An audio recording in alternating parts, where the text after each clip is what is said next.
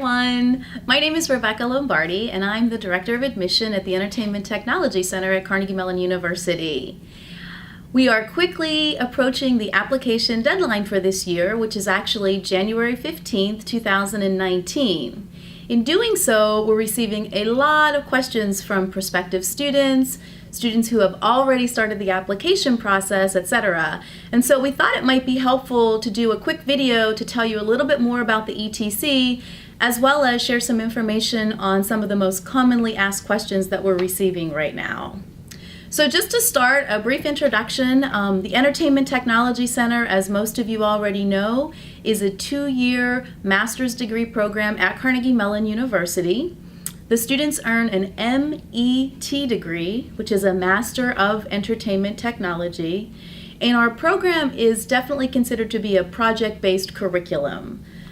During the first semester, our students take 4 introductory required courses, and that makes up the immersion semester. After that semester, most of the remaining program will be based on a project. Students will do 3 different projects for the remaining 3 semesters of their program. Some of those projects are in the gaming area, some are in VR, AR, some are in themed entertainment, animation, so it's a wide mix of projects that we actually have available. Also, some of the projects are pitched by students, so students have an opportunity to share their ideas and work on their ideas as part of the program if those pitches are accepted by faculty. And then other projects are actually client-based projects. So this upcoming semester, for example, students will have the opportunity to work with Google, they'll have an opportunity to work with Electronic Arts, and also some smaller nonprofit organizations locally here in Pittsburgh. So it's a great opportunity to really get some hands-on experience. The project teams are mixed with students of different disciplines, and you actually have to build a working prototype in the project semester. Students also can apply to do a co-op for one of their semesters, which would be working at a company instead of actually working on a project at the ETC. And then there's another option where students can do a series of elective courses that would be called our student-defined semester. That's a very general, brief introduction to the ETC. There's a lot of great information we can share with you, and I would encourage you, if you haven't already done so, to follow us on social media, because that is where we publish the most recent updates on things that are happening at the ETC. But before I leave you, we thought we would go through a few questions that students commonly ask during this time of year.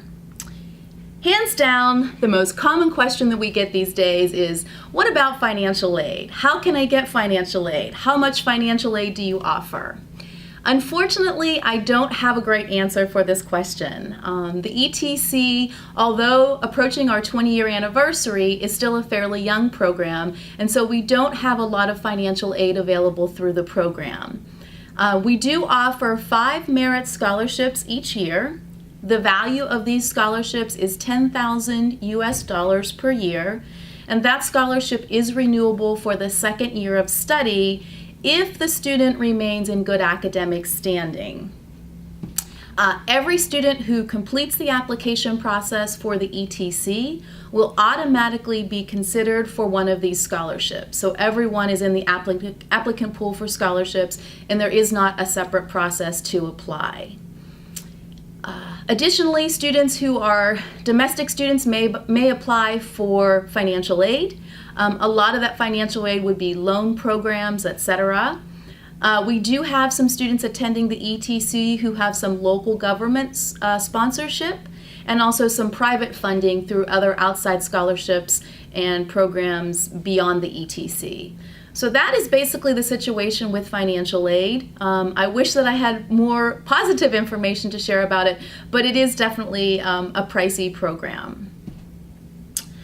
Another question that we receive a lot is in reference to the TOEFL score or the IELTS score. We have a lot of international students applying to the ETC, and so students have a lot of questions about language requirement, etc. On our website, we post some requirements for both the TOEFL test and the IELTS test. We try to stick to those requirements as much as possible, but a common question I always receive is, one or two of my subscores is just 1 or 2 points off. Will you still consider my application? And the answer is an absolute yes. We will definitely fully review your application, even if the score is off by a couple of points. We will look at all of the required documents, so the transcript, the portfolio, the statement of purpose, the recommendations, all of that when making the final decision, and obviously the language test score will become a part of that final decision. But if your test is off by a point or two, I wouldn't let that discourage you from applying, because we still fully will review your application. Another question in regard to the language requirement test is many international students have completed their undergraduate degree or their bachelor's degree in the United States, and they would like to know if they would be allowed to be waived from taking the language requirement test. The answer to that is yes. If you have spent your entire 4-year bachelor's degree studying in the United States, we will waive the requirement to take a language test. However, I often hear, well, I did a study abroad program and I spent 1 year there. That does not qualify to waive the test. We still need you to take the language requirement test if you only spent a year or even 2 years here.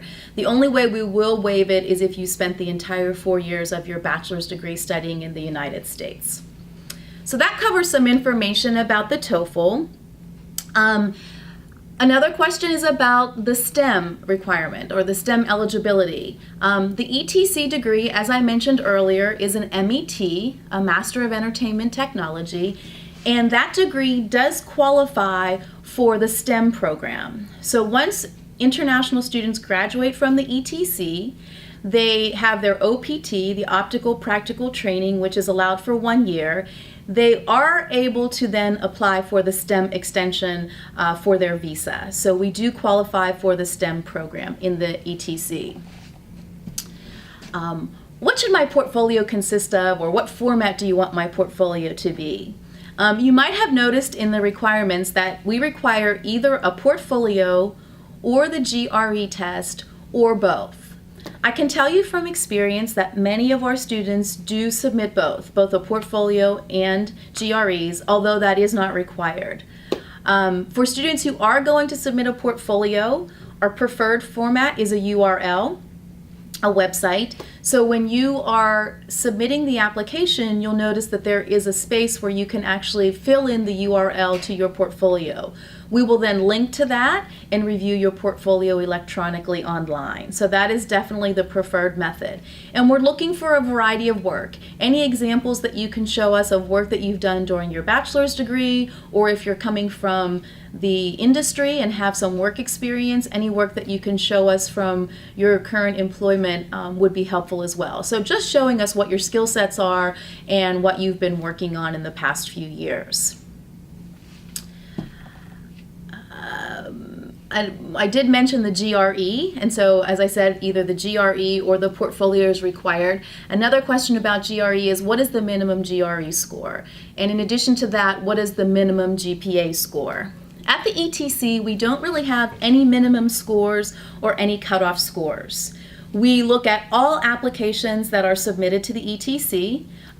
More importantly than a GPA, we're actually looking at the specific grades that you've earned in the courses that you've taken.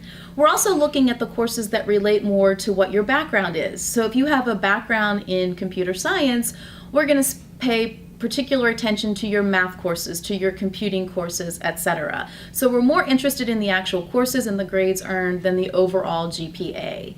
And as I said, with the GRE, it's not really accurate to publish any averages because not all of our students are taking the GRE, but there is no minimum test score for the GRE. And then finally, I'm going to finish with some information about the interview. You'll notice that an interview is required for the admission process. Once students submit their application, you will receive information on how to schedule your interview. We do a lot of interviews on Skype, and those actually happen in this very office.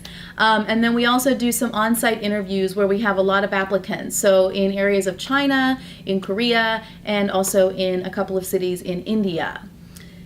And obviously we do some interviews in Pittsburgh. If you want to come and visit the ETC, we would love to arrange for a visit for you.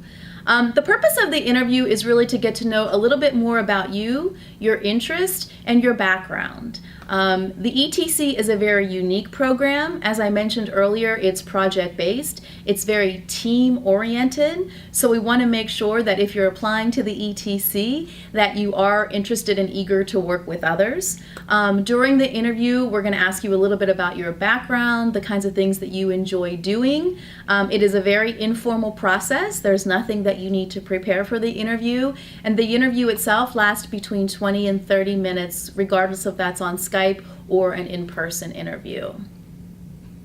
So I think I'll end there. I'm sure there are many other questions that students have, and there are additional questions that we hear over and over again, but those are some of the big ones that continually pop up.